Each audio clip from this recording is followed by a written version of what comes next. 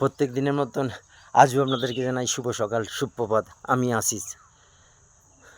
অনেক রকম শুভ সকাল নিয়ে ভিডিও করেছি।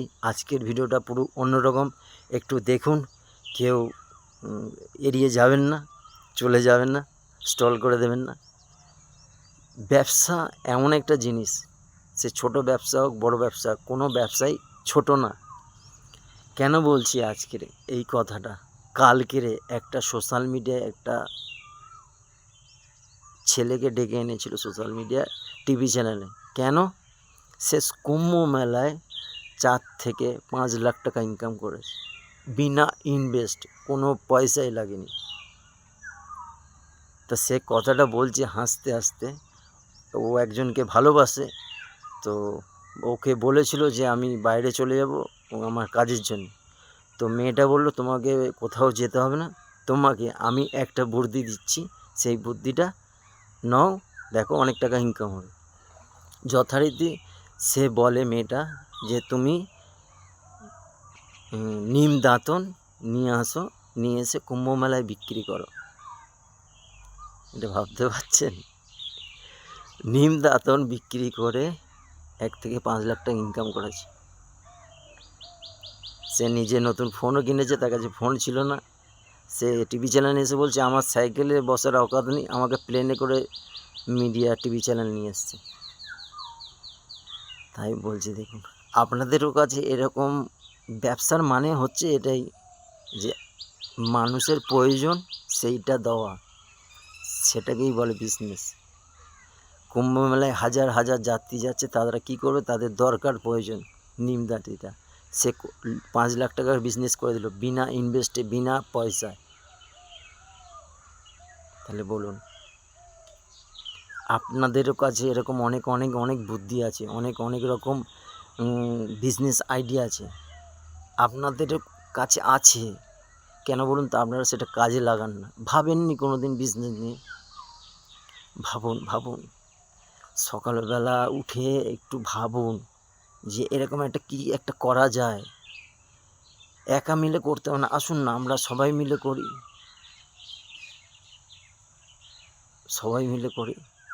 মানুষের যেটা লাগবে, প্রয়োজনটা যদি আপনি দিতে পারেন, সেটাকেই বলে বিজনেস। বিজনেসের মানেই হচ্ছে এটা।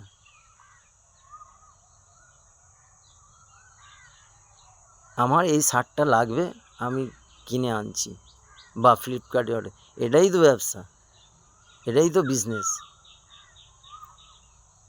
তাই বলছি, দেরি পর্যন্ত না ঘুমিয়ে 9টা পর্যন্ত সকালবেলা উঠে একটু চিন্তা করুন না, একটু ভাবুন না কী এমন আছে, কী এমন কিছু করা যায়। আমার মাথায়ও অনেক কিছু আছে। আসুন না আপনারা কমেন্ট করুন, কমেন্ট করে বলুন যে এরকম একটা বিজনেস করছি, আমার কাছে একটা বিজনেস আছে, আমি একটা বললাম, নিয়ে যদি করা যায়। আমাদের ইনভেস্ট তো লাগছে না, হ্যাঁ বুদ্ধি লাগছে, সময়টা লাগছে, সেটা তো আপনি দিতে পারবেন। দিয়ে দেখুন না একবার, ওরা যদি পারছে ইনকাম করতে। যাই হোক, কুম্ভ মেলা হয়তো পরে আসবে, কি আসবে, এরকমভাবে বা এইটাকে ফলো করে বা এইটাকে চিন্তাধারা করে যদি কিছু করা যায়, যদি কিছু করা যায়, ওরা পারে, কেন আমরা পারবো না? আজ বড়লোক হয়ে যাচ্ছে, গরিব হয়ে যাচ্ছে, কেন? এটা ভেবেছেন?